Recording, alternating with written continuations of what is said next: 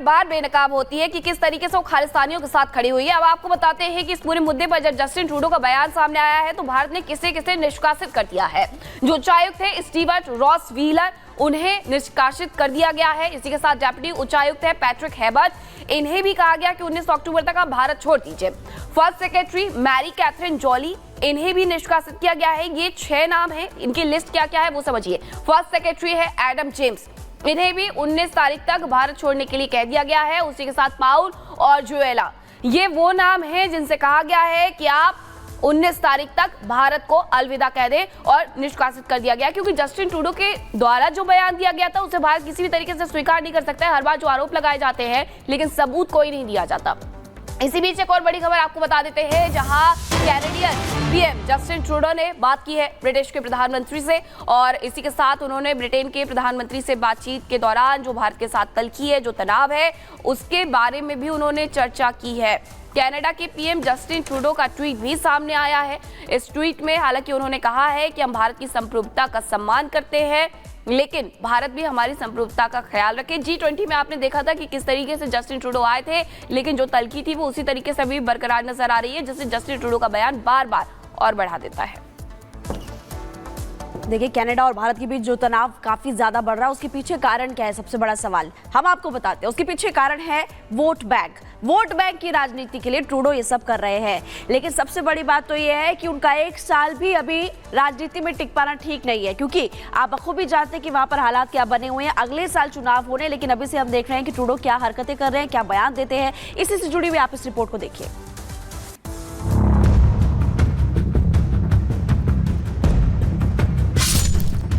खालिस्तान समर्थकों के हमदर्द Trudeau, vote bank के लिए भारत से दुश्मनी, खालिस्तान जरूरी इसलिए भारत से दूरी। भारत के साथ ट्रूडो की बढ़ती दूरी कोई नई बात नहीं है, लेकिन भारत से दूरी बढ़ाकर ट्रूडो किसके नजदीक होते जा रहे हैं, यह पूरी दुनिया देख चुकी है। ट्रूडो न सिर्फ खालिस्तानी समर्थकों का साथ दे रहे हैं, बल्कि उनकी आड़ में अपना राजनीतिक बचाव भी कर रहे हैं। भारत विरोधी खालिस्तानी समर्थकों के खात्मे से वो कितने दुखी हैं, ये उनकी स्पेशल पुलिस के बयान से भी पता चलता है। So yes, I mean it is targeting the South Asian community, but what we've seen is there's specific targeting of pro-Khalistan elements in Canada, or members of the pro-Khalistan movement. वैसे भी Trudeau का खालिस्तान समर्थकों के प्रति प्यार कितना गहरा है, इसके सबूत तो पूरी दुनिया को वो खुलेआम दे चुके हैं। कई मौकों पर उन्होंने दिखाया कि वो किसके साथ खड़े हैं। The Khalistani elements are in full attack mode. They're taking this as a total victory, you know, and slamming India. Justin Trudeau के लिए खालिस्तान समर्थकों का साथ इसलिए भी जरूरी है क्योंकि इस बार के चुनाव में उनके विपक्ष का पलड़ा भारी है। बढ़ती महंगाई, अनियंत्रित अप्रवास और घटती नौकरियां, ये वो मुद्दे हैं जो ट्रूडो के लिए इस बार चुनाव में बड़ी मुसीबत पैदा कर सकते हैं। ऐसे में ट्रूडो होने वाले चुनाव से पहले खालिस्तानी मतदाताओं को लुभाना चाहते हैं, और इसके लिए उन्हें भारत का विरोध करना भी मंजूर है। गौर करने वाली बात तो ये भी है कि ट्रूडो की मिलीजुली सरकार है। बड़ा स्ट्रॉन्ग कदम है इंडिया के द्वारा। अपने राजनीतिक नुकसान को बचाने के लिए भी राजनीति करी जा रही है, और राजनीतिक नुकसान ट्रूडो को जो हो रहा है और होने जा रहा है, वो होने जा रहा है कि चाइना ने तुम्हारी इलेक्शन में तुम्हें मदद करी, इनडायरेक्टली चाहे, और तुम्हें बाद में वो पता चला, पर तुमने उसमें कोई कदम नहीं उठाए क्योंकि वो तुम्हारे फेवर में गई। तो ट्रूडो जो कर रहे हैं, राजनीतिक लाभ उठाने के लिए कर रहे हैं। वोट बैंक, भारतीय ओरिजिन के जो हैं खालिस्तानी सपोर्टर्स, उनका वोट लेने के लिए। वोट बैंक के लिए भारत के खिलाफ जाना ट्रूडो के लिए कितनी सफलता लाएगा, ये तो आने वाले चुनाव से ही पता चलेगा। लेकिन बीते 2 चुनाव से ट्रूडो जो प्रदर्शन चुनाव में कर रहे हैं, वो तो इसी तरफ इशारा कर रहा है कि कहीं वो अपनी कुर्सी ना खो दे। शायद यही वजह है कि कुर्सी को बचाने के लिए वो दोस्त को दुश्मन बनाने के लिए भी तैयार हैं। Bureau report, Republic Bharat. और अब बात करेंगे ईरान और इजराइल की। दोनों देशों के बीच में संघर्ष लगातार चल रहा है, लेकिन दूसरी तरफ इजरायली मीडिया ने जो बड़ा दावा किया है उसके बाद कयास लगने शुरू हो गए हैं कि क्या आने वाले वक्त में दोनों देशों के बीच चल रहा यह संघर्ष खत्म हो सकता है। वो इसलिए भी क्योंकि खामेनेई की तरफ से अब ये भांप लिया गया है कि इजराइल से अब पंगा लिया है तो उसको लेकर के अभी ईरान की मुश्किलें बढ़ सकती है। क्या कुछ अपडेट है, आप देखिए इस रिपोर्ट को।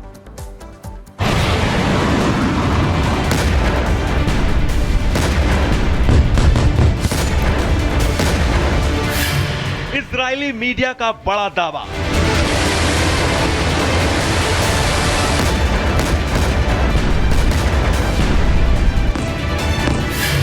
ईरान कर रहा बड़ा इशारा।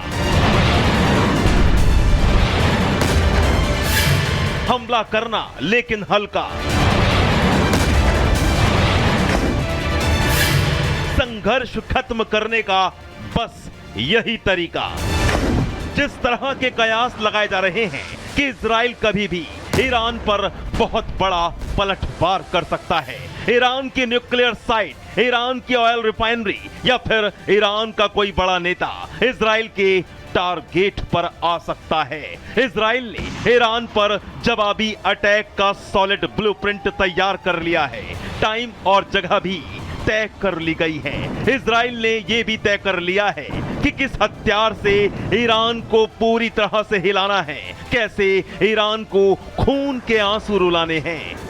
इजराइल 1 अक्टूबर को हुए ईरानी हमले का जवाब देने के लिए पूरी तरह तैयार बैठा है। ईरान की 181 फतह 2 बैलिस्टिक मिसाइल के बदले इजराइल ने ईरान की तरफ अपनी खतरनाक जेरिको 3 बैलिस्टिक मिसाइल का मुंह मोड़ दिया है।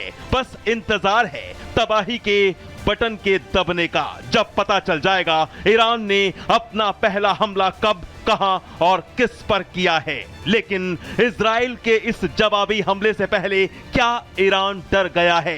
क्योंकि ईरान पर काउंटर अटैक से पहले इजरायली मीडिया ने एक बहुत बड़ा दावा किया है। ईरान को लेकर इजरायली मीडिया ने दावा किया है कि ईरान ने इजराइल को इशारा दिया है हमले पर सीमित प्रतिक्रिया से संघर्ष का दौर खत्म हो सकता है। जैसा कि पिछली दफे हुआ था, इन दोनों देशों ने अटैक किया था। ईरान ने कई 100 मिसाइल के साथ किया था, मगर मैसेजिंग थी जिससे कोई ज़्यादा क्षति इजराइल को नहीं पहुंची थी। और फिर उसके बाद इजराइल ने भी जो अटैक किया था ईरान के ऊपर, वो भी बहुत मामूली सा नुकसान हुआ था। उसी प्रकार का लोग चाहते हैं कि इस दफ़े भी ऐसा ही हो। जो अक्टूबर 1 का जो ईरान ने अटैक किया था उसका भी बदला ऐसे ही। इजरायली मीडिया के दावे के मुताबिक ईरान कह रहा है कि इजराइल उसके हमले का जवाब हल्के में देगा तो ईरान और इजराइल के बीच जो टेंशन है वो खत्म हो सकती है। अब सवाल ये कि क्या ईरान इजराइल के जवाबी हमले की तैयारी भांप चुका है? क्या ईरान जानता है कि अगर इजराइल ने हमला किया तो फिर उसका असर कितना भयानक होगा? क्या ईरान समझ चुका है कि इजराइल बदले की आग में झुलस रहा है, वो हमला छोटा मोटा नहीं करेगा? या फिर ईरान इस संकेत के जरिए बता रहा है कि वो अपने कदम पीछे खींच रहा है? ईरान इजराइल के अटैक से क्या डरकर भागने की कोशिश कर रहा है? ईरान का डरना लाजमी भी है, क्योंकि हमास और हिजबुल्लाह का जो हाल इजराइल ने किया है उसे देखकर कोई भी इजराइल के सटीक और घातक हमले की कल्पना कर सकता है।